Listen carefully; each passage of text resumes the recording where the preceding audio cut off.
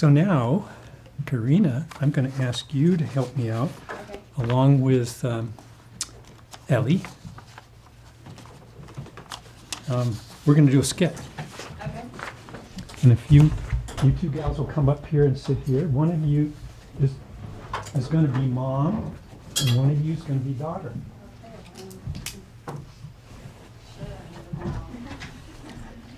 Come on, let's mix it up a little. I was No. hoping someone would come in. That was looks like a old- mom. that was- Yeah, exactly. I do mom well. Okay. So, mom is Mary, Okay, okay? so should we just go right in? Let's see, wait a minute. No, you're Mary, Oh. and Oh, and I'm mom. and I you're see mom. it. There we Okay. go. Okay, got it. Okay, here's the skit.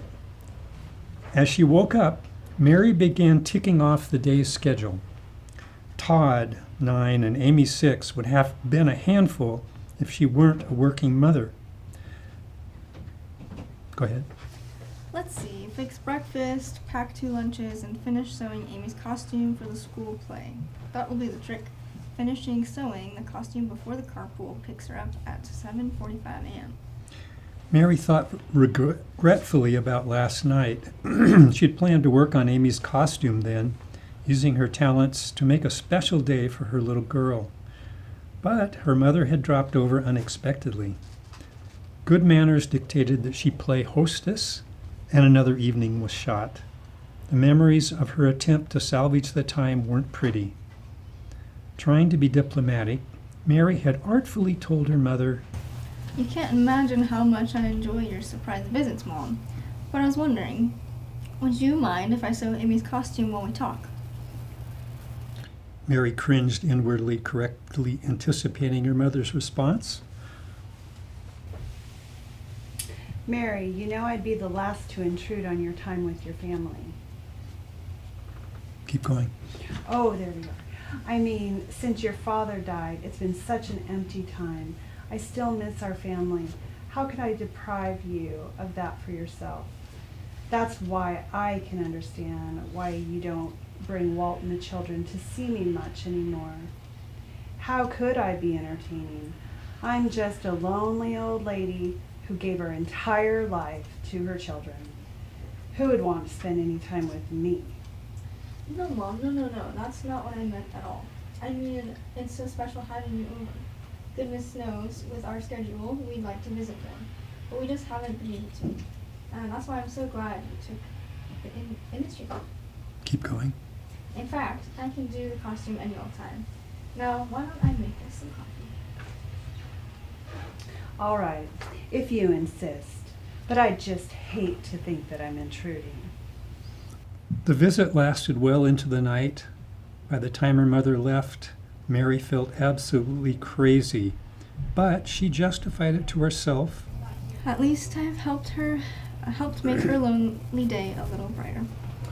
Then a pesky voice piped up. If you helped so much, why was she still talking about her loneliness when she left? Let's give him a hand. So, you can just lay him on the chair. How did that feel, actresses? How are you? What are you feeling right now?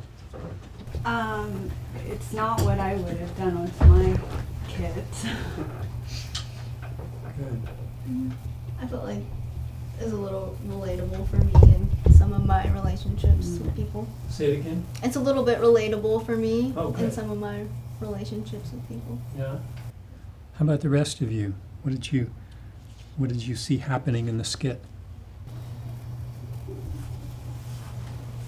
A lot of emotional manipulation and guilt being portrayed on the mom's side. Manipulation, guilt, Dishonesty on the mom. dishonesty. If you insist. Uh-huh. It's kind of sad. Yeah. Well,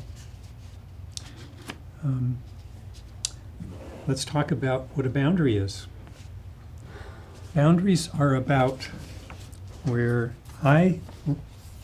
boundaries are about where I leave off and I gotta get my papers straight around here, and where you begin, my boundaries, where I am, who I am, and where you are, even though, let's say my wife was here, there's a difference between us. A boundary is how far it feels okay to go in a relationship. It demonstrates where I and my physical and emotional space ends, and where yours and mine, where you and yours begins.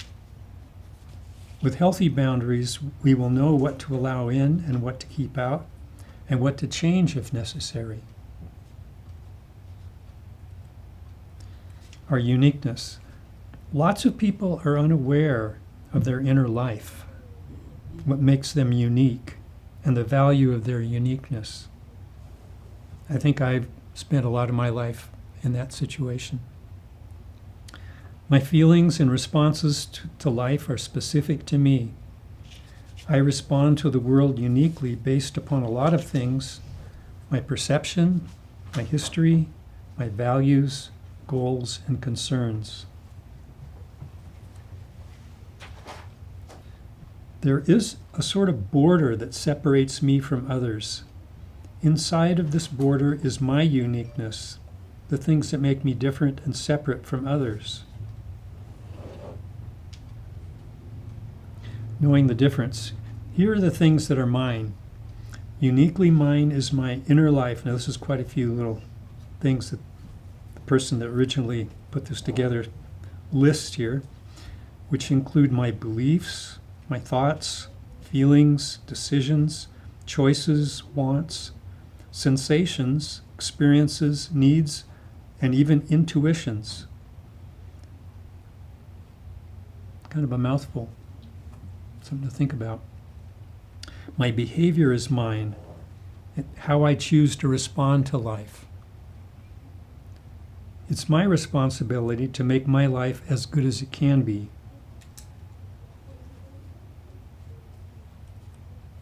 What is not mine? Not mine are things from others' inner life, including their beliefs, thoughts, feelings, decisions, choices, wants, sensations, experiences, needs, and intuitions.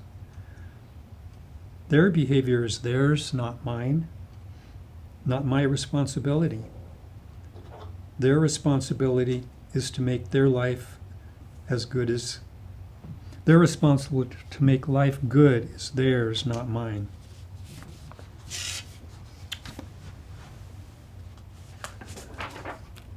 I'll pass out a worksheet now. Okay, I'd like you to check any on this list that are true for you.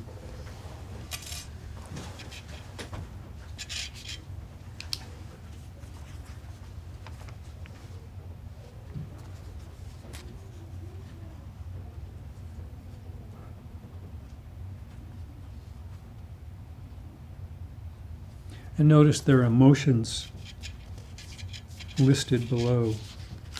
Wait a minute. No, I got the wrong one.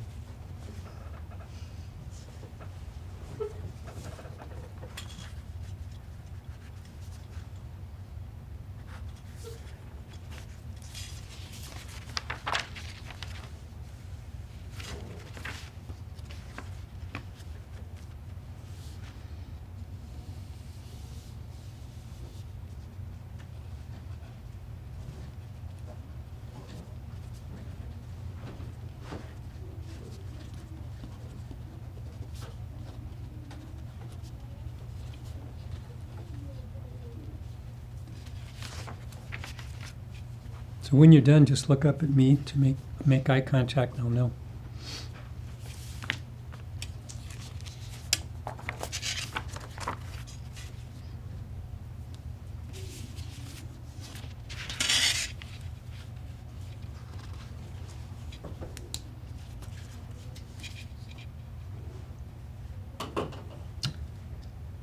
I couldn't believe it when I took this list. The very first one I checked. I mean, what's your response to this? How did you do? To the whole list. Yeah.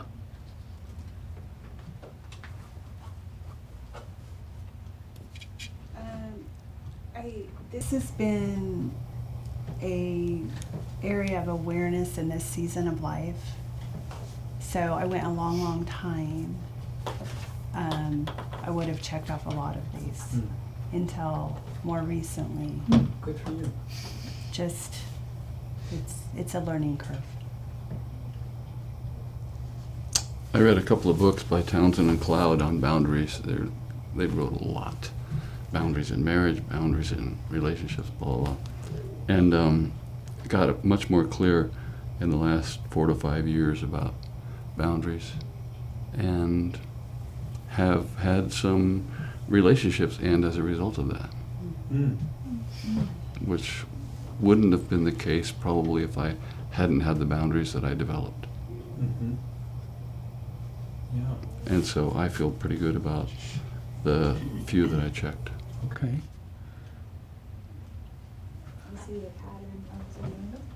I see a pattern in mine. It's all the ones that are like, I struggle to ask for what I need from others. I feel like I give. You know, other people having a need will cause me not to take an action on things I need to do myself. Just, they all seem related, the ones that I checked. Sorry, go ahead, Ellie. Yeah, I was gonna say I definitely checked a lot of them because I think this is an area for me, for growth for me, Sure. for sure. How about you, Kim? There were 2 for sure that I checked, and other ones that I'm just sort of like, maybe. To some degree, I think it depends on the person or the situation that I'm dealing with. Like, do I have trouble speaking up when someone close to me disappoints me or offends me? Well, not with my husband, but I think it depends on the person. Like with my mom, I don't ever let her know that she's disappointed or offended me because she doesn't handle that type of communication well. So there's a kind of a superficiality sometimes to our communication because I'm not really saying what I mean, what needs to be said. So Okay, thank you. Thank you.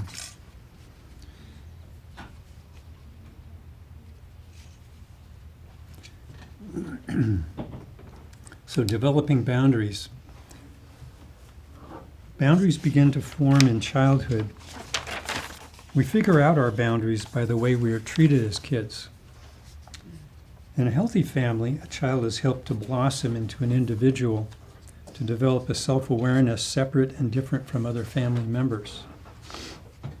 In an unhealthy family, there is little help with boundary development, and a child may be taught to let others run over their boundaries. That's just your dad. He can't help it. Yeah? Sound familiar? We train people to see or not see our boundaries by how we let them treat us. Actually, most healthy people will respect our boundaries if we let them know where they are. An example, I tend to wake up a bit groggy in the morning. I'm not a morning person. And I like to do my routine without help. In other words, I like to have the cereal left there and the milk over here in the fridge and everything kind of like that. Well, my wife she likes to be helpful, and she'll put those out. I'll go to the places where I'm expecting to find them, and I'm struggling. There's no cereal here. There's no milk in the, and then she says, well, they're on the counter. And I shared that with her, and she understood, and for the most part, she's obliged me and left things like they are. However, after maybe a year or so of this being mostly she doesn't get in the way with that, I have, when she's done it, I've started to realize, wow, I can get used to this, and I think I'm going to thank you. Thank you for doing that, honey. So that boundary is permeable. It can change depending on the shift in needs. In my case, shift in needs.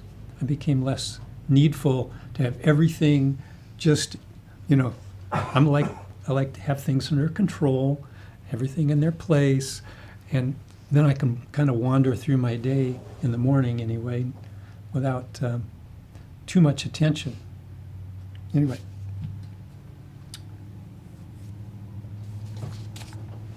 Some people require us to repeatedly defend our boundary.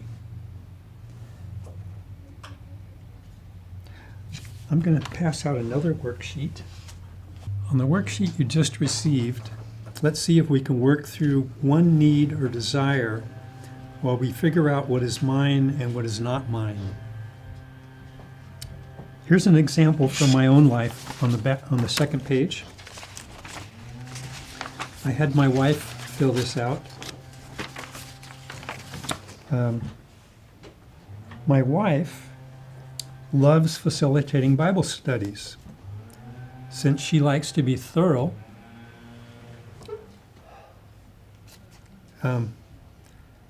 she spends lots of time preparing. Notice what she says on there. What's Barbara's need or desire? Time to study.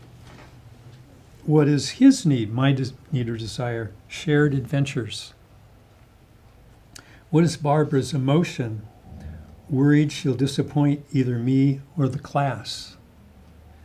What is my emotion? Feeling abandoned and lonely. What has Barbara done about this in the past? Go along on adventures and cram later. What have I done about this in the past? Talk her into it. Now, what is Barbara's responsibility in this situation? It's to handle her fear of disappointing me or the class, manage her time, and negotiate with me for her needs. And then what is my responsibility? It's to handle my feelings of abandonment and loneliness, which are kind of a young thing in me, something that happened when I was quite young, and is pretty solid in there. I have to work with that. You notice in the emotions list below, I put those emotions that came up there. So what I'd like you to do, even though it may be difficult for some of you, especially if you don't know for sure what the other person would have filled out. You don't have to fill that side out. But if you can guess it, do it. It's probably going to teach you something. And it's especially going to be hard if you haven't given much thought to what's yours and not yours. See how far you can go with this in 5 minutes.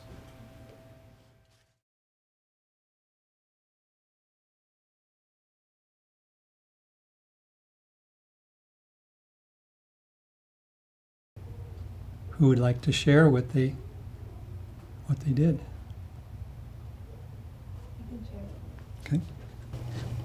You want me just to read it? Yes, please. Okay. Nice and loud. I said, in my relationship with Bryce, who's my husband, what is my need or desire? To go to bed by 11 p.m. What is his need or desire? To have more time together in the evenings. What is my emotion? Desperate to make Bryce happy, but also desperate to sleep. What is his or her emotion? Loneliness/disappointment. What have I done about this in the past? Stay up late and be tired the next day. What has he done about this in the past? Convince me to stay up or guilt trip me? What is my responsibility? To be an advocate for my health and therefore for my sleep. What is his or her responsibility? To deal with feelings of loneliness and disappointment. Very good. Yeah.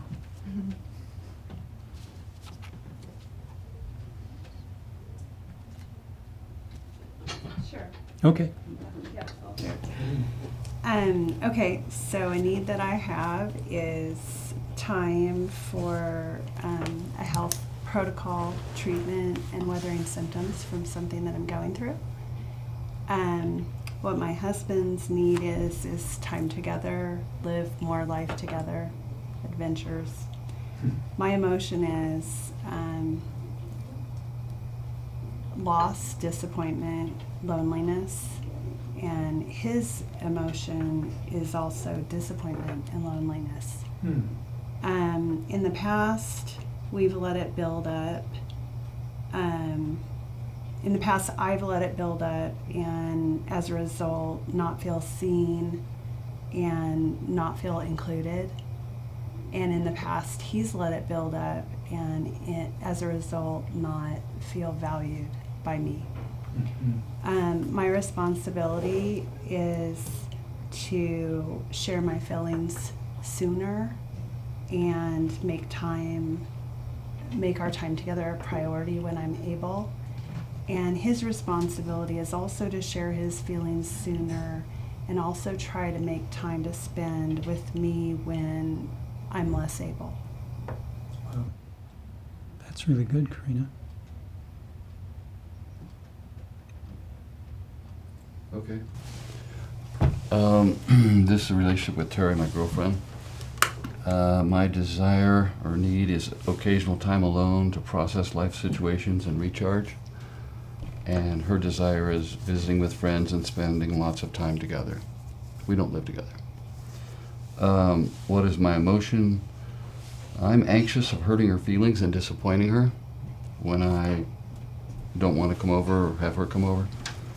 And what is her emotion? She's worried about my feelings for her at times.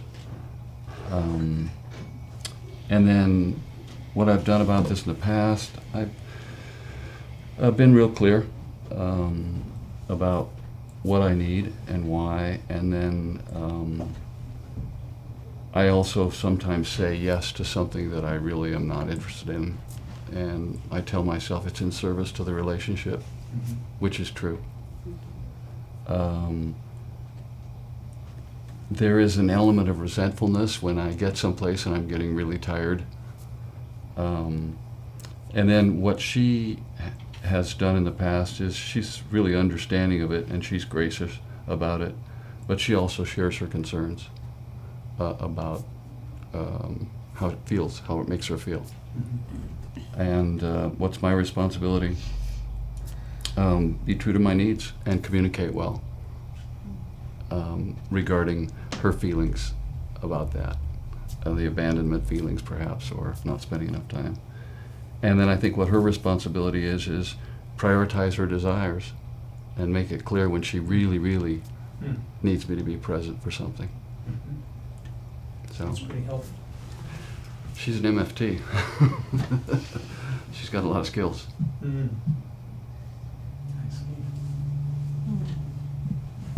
Anybody else? I can share mine. So mine's with my relationship with my pal. She's a freshman, and it's like a mentor kind of relationship. So mine. You're the mentor? Yeah, I'm the She's the mentor. She's the mentee. Yeah. So my need or desire would be time to myself and time for other relationships and other aspects of life. And then hers is she just wants to talk about life whenever whenever, at any time. And so she likes to, just contact me a lot. So this can make me feel annoyed and frustrated. And I think her emotion is she's insecure, lonely, or unhappy. And I think that frustration can lead me to be dishonest with her about how I feel, because I don't want her to feel like unloved or anything. Like I want to foster that relationship with her, but sometimes I do get annoyed. So I've told her about other responsibilities in my life and that I can't always talk to her whenever she feels like it. But I also feel bad sometimes for saying that, because again, I don't want her to feel like I don't want to talk to her. And so when I've told her this, what she's done in the past is she's suspected it and she'll stop texting me for a while, or she'll kind of respect those boundaries. She'll what? She'll respect those boundaries, and sometimes. So I think my responsibility is just to make sure I'm managing my time well, so I do have time to talk to her and work through things with her. And also, I think I need to know my boundaries and be okay with saying no or saying, being more firm with her when I need to. And then I think her responsibility is to just continue to learn respect for other people's time and other people's lives, and kind of work on her insecurity and loneliness, and learn how to cope in other ways too, I think. So yeah. Great. Thank you. Yeah. You want to go, Kim? Yeah, I actually was able to fill in some more boxes listening to what some other people had to Great. say. So I realized initially this had to do with an older family member. And then I realized that I needed to change, that it's not really my relationship with that family member, it's between my husband and I and how we relate to this family member. So I kind of switched it around a little bit. Okay. So my need or desire is to have happy family time without negativity, interruptions, and rudeness from this person. My husband's need or desire is to honor his mother. My emotions are annoyed, mad, frustrated, unhappy, and resentful. His is usually conflicted. I don't know if that's an emotion. There's another word I could put there. What have I done about this in the past? Been snarky, ignored her. What has he done in the past? Made me feel guilty for not wanting to be around her. My responsibility is to be respectful. And I feel like his responsibility is to stick up for his family and set boundaries with her. Mm-hmm. Wow, good. How helpful was this working through this? And for some of you, had you never thought through your particular issue to this extent? Not in the context of these exact questions. And so when I saw this, I was like, yes. And so I wrote it on a different page because I think we're going to be using this a lot. Anybody wants extras, I have them. Thank you. Yeah. Great. Okay, well, I think you all did very well. I was impressed. This is the most thorough process I've ever seen a group do. Now we're going to see if I can manage the audio right and everything. We're going to listen to Brene Brown. Have any of you heard of her before? Okay. Okay, you're going to like Brene. There's one thing to listen for. It's a little tricky. Some of her words are difficult to hear, but here's the line I want you to get. The most loving people I know are the most boundaried. That's the tricky word, the boundaried. All right.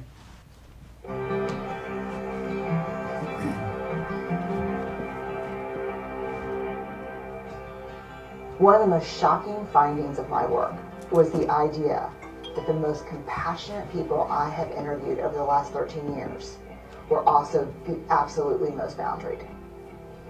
Because so I'll give you a great definition. The definition of boundary that I use in the book. Boundary is simply what's okay and what's not okay. What I think we do is we don't set boundaries. We let people do things that are not okay or get away with behaviors that are not okay. Then we're just resentful and hateful. Me, I'd rather be loving and generous and very straightforward with what's okay and what's not okay. And I did not, that I learned from the research. I was the exact opposite. I assumed for the first 35 years of my life that people were sucking on purpose just to piss me off. That's what I assumed. That Yeah, right. Whether it was someone who worked for me or it was someone who, family member who was constantly like, I was always critical and judgy. And I was like, why are they choosing these things? Why are they making their choices? They should know better. And then when this thing came up from my therapist, what if people are doing the best they can? I thought, my husband had the most beautiful answer to that question. He said, I'll never know whether people are doing the best they can or not. But when I assume people are, it makes my life better. So now I think I am not as sweet as I used to be, but I'm far more loving. It's not just some technique so that you can do that. That's really like a way of being to like nurture that soil of wholeheartedness. Yeah. Generosity, to assume the best about people, is almost an inherently selfish act. Because the life you change first is your own. Love yourself. Yeah. And so my question is big, B-I-G. What boundaries need to be in place for me to stay in my integrity and make the most generous assumptions about you? But generosity. Okay. What do you think? What are your thoughts about Brene Brown's way of dealing with boundaries? I liked her line, when I assume people are doing the best they can, and then she said something that I didn't quite catch. Did anybody catch that one? It was great. It changed her life when she made that assumption. So, Yeah, could play it again, I guess. Well, and also the big acronym, boundaries, and what's the I for, and then generosity, Integrity. integrity. That's really good. Big. Yeah. Okay, we're going to take a break, 15-minute break. And I'll see you back here.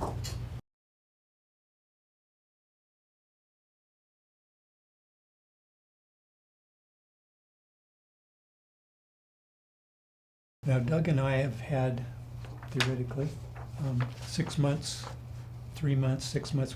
We've had a good period of weekly sessions that have led to a lot of trust. So he's willing to open up and share with me. Aren't you, Doug? yeah. We'll see how it goes. Yeah.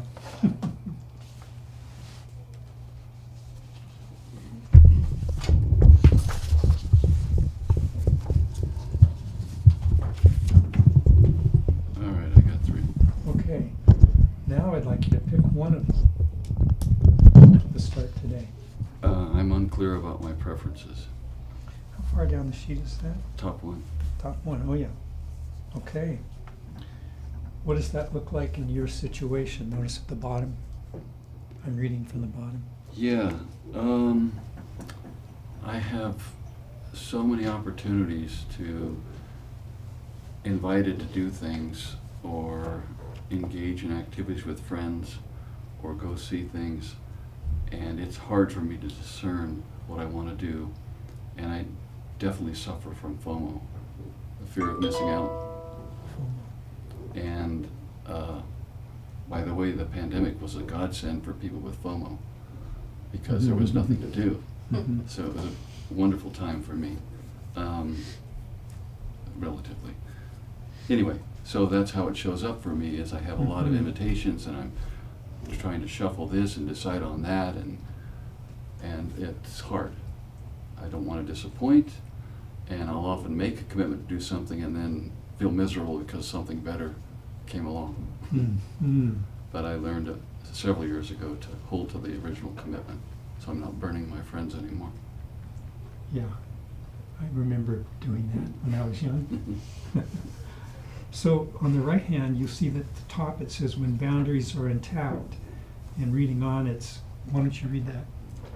When my boundaries are intact, I'll have clear preferences and I'll act upon them. So what would it look like to start doing that? What would that look like? How would you do that? I would stop worrying about how long it's been that I have spent time with this person and what their needs are to be with me, and just decide purely on my desire to be with them or not. Mm. Mhm. I capitulate a lot because someone needs some time or wants to Mhm. spend time with me. You feel needed, Yeah. wanted. And I can help them. Okay, well, that sounds pretty healthy. Yeah, I just need to be doing it more frequently, you know, just decide what I really want and not let their needs corrupt my feelings. Can you give me an example without naming names? Sure. A friend wants to get together to talk out a relationship issue that he has, and we've talked multiple times about that, and I'm just, my calendar's really full, but he's really kind of needful. Mhm. And I'm kind of spent talking to people about things, and so I need to just say, you know, maybe there's somebody else you could talk to, and or can we wait till next week? Mhm. And if I could do that rather than giving in and meeting him for lunch or dinner or whatever, I think I would be a better friend, because there wouldn't be this undercurrent of resentment that Mm. might trickle into my Mhm. event. Mhm. And you, like Brene Brown, maybe you could feel like you could love better. Mm-hmm. I love that. The most boundaried people are the most compassionate. Yeah. Mm-hmm. All right, well, Doug, I hope you'll try that this week, and we'll talk about it next week at our counseling appointment. Beautiful. I'm going to get several chances. All right. Thank you very much. Would someone else like to, someone else have an issue that you would like to talk through that fits this little scenario? On this sheet, at the top on the left, you can see where it says, when you have no boundaries, you ... You've already picked out 2 or 3. Now you pick out 1. Okay. Okay. Want to tell me about it? Which one is it? Act out of compliance and compromise. How far down is that? It's a little over halfway. Mm-hmm. I gotcha. Okay. Well, what does that look like in your situation, to act out of compliance and compromise? I feel like I have a lot of physical needs for my health, and there are a lot of times where maybe my family members or my friends really want me to push myself to be more of what they want me to be, or be more available, and I don't always take the rest that I need, or have the healthy boundary of telling them that I can't do whatever they want me to do, because I really want them to be happy and feel cared for by me. Is there a poignant example? Sure. My mother really cares about me and wants to see me multiple times a week. But I'm married and I live not near her, in a different city. So it can be really difficult with work and school and my own family and my health to try to see her multiple times a week. And often what I end up giving up on to see her is the rest time that I need for my health. Mm-hmm. That's why the skit kind of, you reacted to that. Did. Yeah. I understood that one, yeah. Yeah, yeah. So when, notice on the right-hand side, across from act out of compliance, when boundaries are at, why don't you read that? Act out of both agreement and negotiation. So when boundaries are intact, you act out of both agreement and negotiation. What would that look like for you in this situation? Agreement and negotiation. Maybe that would look like telling her that I am willing to see her at some point during the week, but maybe seeing if she's willing to come halfway or meet me a little less frequently so that I can take care of my own needs. Halfway in distance. Distance would Yeah. be good.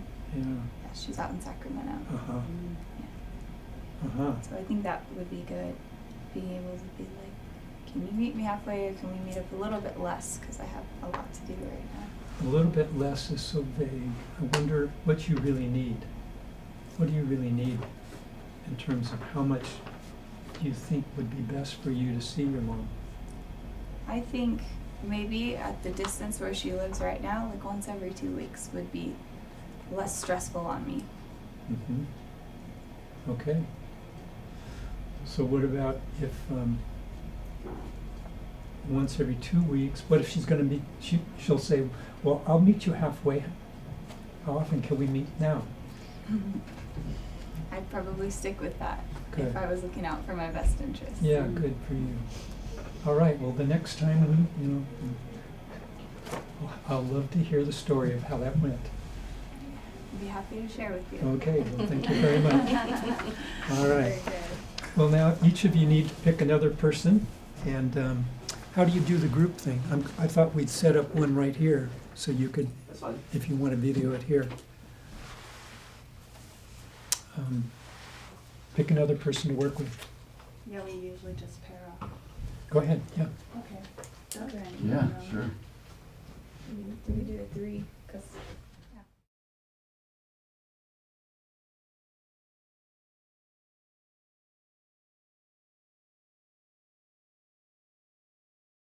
Yeah, I was saying that almost everybody wants to be extraordinary, has an urge to really do something really big, really good, really well.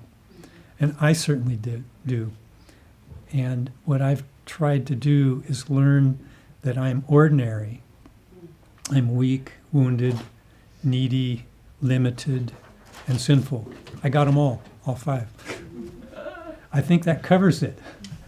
Can you think of anything else? That's pretty much everything. And want me to say them again? No? Okay. So that's what got Kim going. She thought, oh, that fits my boundary situation. And that could be something that in some of us we want to hit a home run with somebody.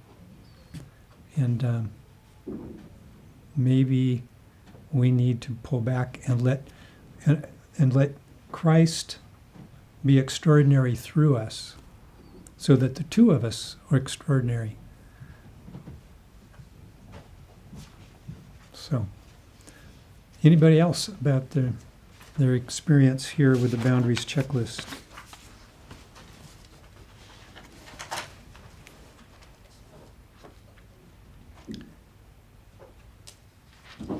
Nope.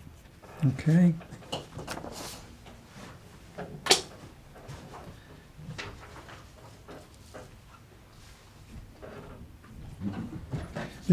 I want to mention that there are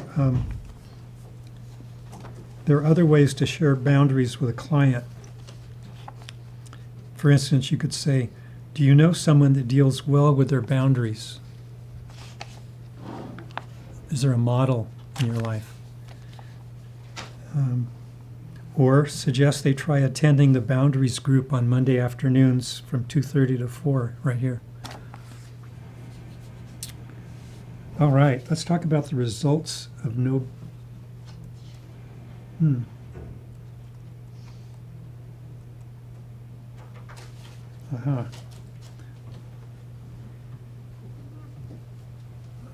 Did we get this? No, we didn't.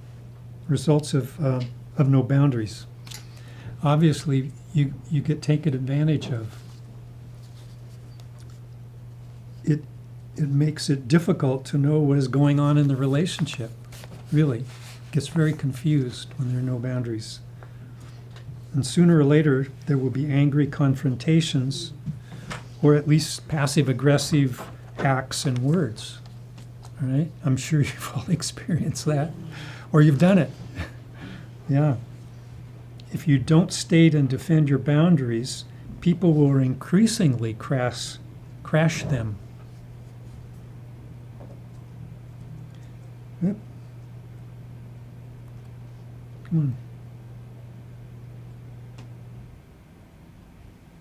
on. I didn't have the right thing up, but you all had that on your book anyway. Mm-hmm.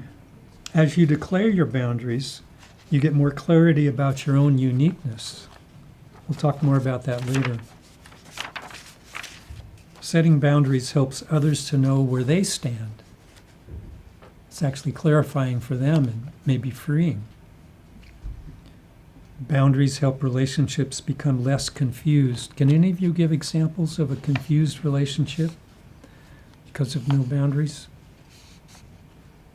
I think one of the things might be that when we don't communicate our boundaries, then the other person doesn't really understand what our needs are. Right. And they don't know what your motivations are, right? What are they thinking about me, you know? And there's personal growth for everyone involved by setting boundaries. However, when you draw the line, it's like there's an example would be a family is like a mobile.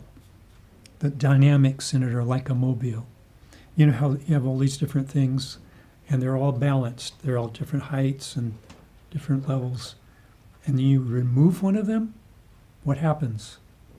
The mobile goes like this, right? Gets out of kilter. The same thing happens in a family when you remove something by saying no. The mobile becomes unbalanced, and usually the family resists. If you maintain your boundary, your family has to adjust, or a relational break will occur. Respect for your boundary might just happen, but if not, you'll probably need to remind and insist. If there is resistance, your boundaries will create a space, a separation. Others will be presented a choice, either to end that separation by making changes. You get that, right? It's a funny way to say it. Or to increase the space between you, or to even leave. Here's a quote from Beyond Boundaries, by the way. You read this one too, huh? Have you? No, not that one. Oh, good. Very good. I'm going to talk a little bit more from that book. When we love people, we are for them. This is a quote. But we set our boundaries against hurtful or dangerous behavior and let them determine their direction toward us or away from us.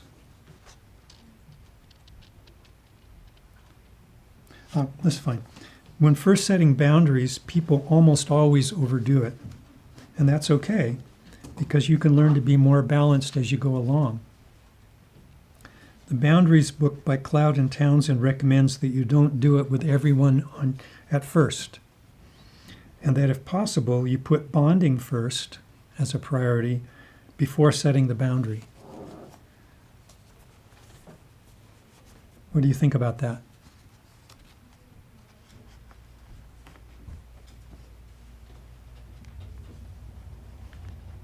Bonding before boundary? Is that what he said? Bonding, before actually acting on the boundary, setting it. Sound good? Okay. Yeah. Okay. Here's an example. Gina listened attentively to her counselor as she went over her boundary problems. It all seems to make sense now. I see the changes I'm going to have to make.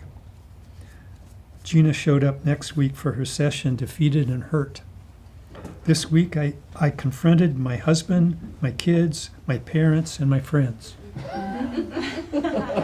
Now nobody will talk to me. We all need supportive relationships. Don't cut all your bridges how's it go? Burn. Don't burn all your bridges. Leave some. You're going to need them. Okay. Keys to good boundaries. Knowing your inner life. Many of us have only a vague idea of who we are and how that relates to others. Remember that knowing one's inner life includes discovery and continued awareness of core values, emotional feelings, decisions, choices, and experiences. My inner life can be divided into defining versus protective boundaries. By defining boundaries, my defining boundaries are values and are lasting. They make me, me. I read the Boundaries book, preparing for the first time I taught this, and it really challenged me to think what my values are. So I didn't know what my defining values were. So I spent a few days, a few weeks, I think, thinking about it and decided to make a list. And these are what I decided I wanted as my main ones. I want to walk with God. I want deep relationships, not shallow. I'll take some shallow, but I want some deep relationships. And I want to keep learning and growing. I had never thought of that before. And what it means to me is this decides who I choose as close friends and who I would choose if I wasn't already married for 46 years for a mate. I had never thought about defining boundaries, how important they are. I think Doug understands that now. Yeah. Defining boundaries influence everything else I do. Let's see if that's here. Nope. My protective boundaries are designed to guard my heart and protect my life from stress, trouble, or danger. So there's defining boundaries and protective boundaries. Protective boundaries can change if the other person responds in a healthy way. But in general, defining boundaries probably won't change once you're mature enough to come up with a list. You may put new ones in, add to it, but you're probably going to keep the ones you come up with.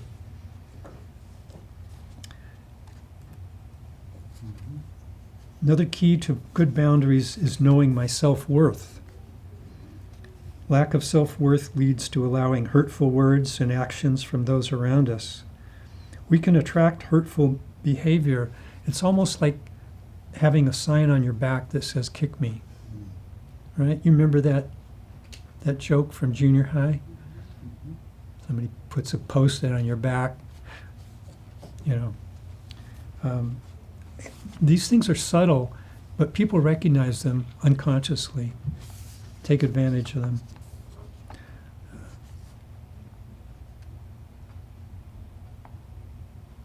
When we remember our uniqueness, we can realize that we have self-worth. As children, we tend to try to learn to fit in and lose ourselves. But as adults, we need to discover and value our uniqueness. You are fearfully and wonderfully made, Psalm 139. Your inner self is of great worth in God's sight, 1 Peter 3. For we are God's masterpiece. He has created us anew in Christ Jesus, so we can do the good things He planned for us long ago, Ephesians 2. All right.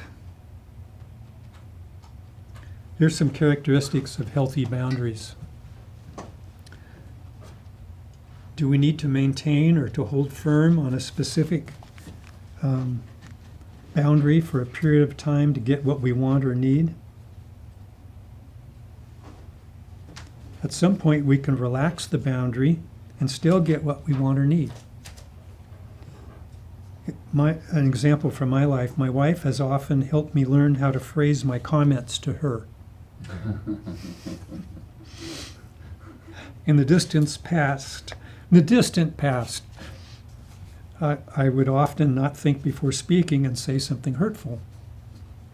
She tells me I am better at editing my comments to her now that she knows my heart is good towards her and that I care about her heart.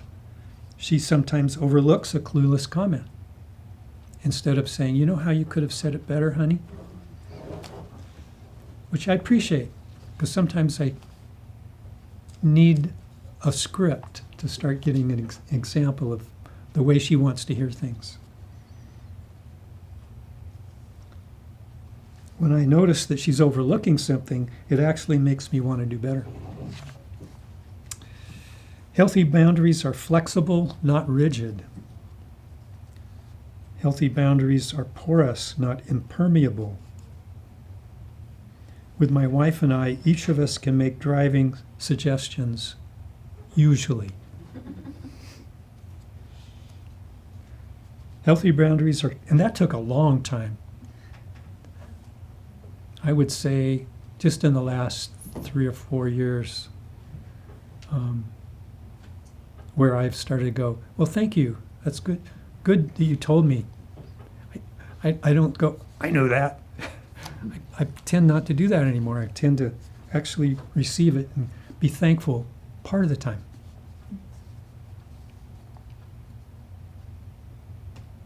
Healthy boundaries are contextual, not universal. Like, for instance, what I told you about being groggy in the morning, and now I'm in the context of now, I tend to look around. I've developed a new habit. I look for, is it out? Oh no, it's in the fridge. Okay.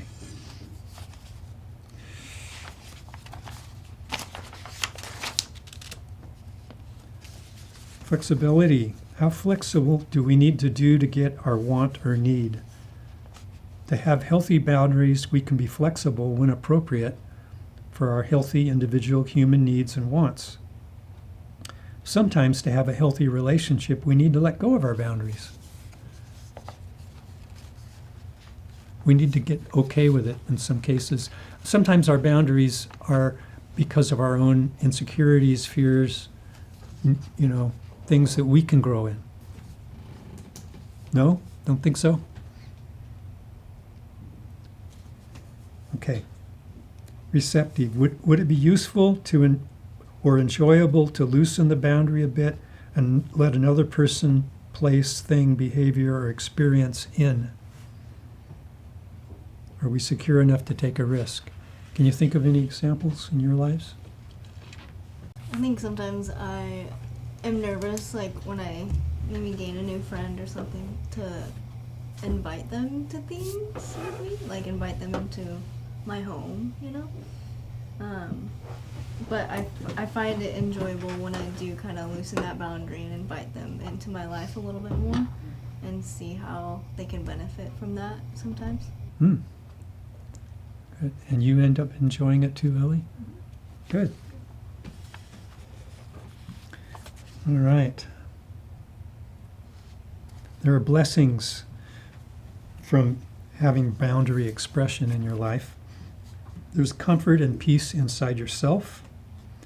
There's freedom to love because you are safe. And there's a capacity for intimacy because you can share your inner world safely with another.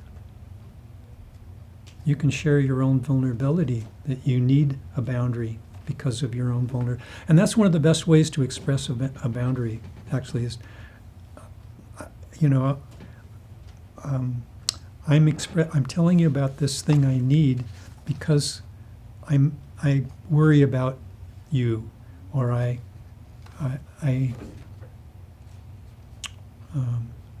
maybe you can think of an example to help me. I don't know if this, like when we had small children, my husband loves to pick up people hitchhiking, and it always disturbed me. Yeah.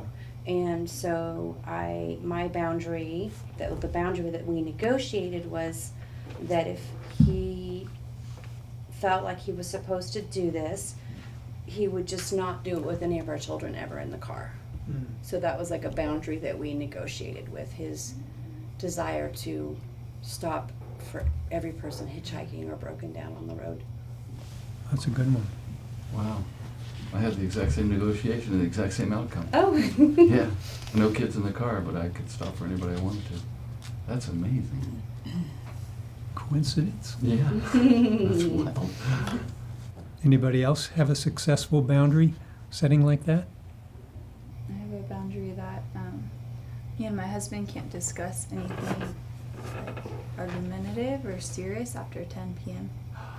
And that is an amazing boundary. But he would want to, just drop it and never talk about it again initially. And I would want to talk about it all night till we fix the problem, which never happened. So that became our negotiation, was kind of like, well, what if at a certain time, when we know we're going to be more tired and less prone to be solving of a problem, we just take a break if it's not an emergency. Wow, very mature. That's really great. Mm-hmm. Okay. Anybody else want to share? Going. Okay. Here are some lay counselors' tools to assist in healthy boundary formation. Model healthy boundaries for your client. Remain respectful and non-invasive of your client's boundaries. Watch for and point out lack of boundaries, of course, obviously. Help with increasing awareness and use of the inner life. In other words, healing the real self.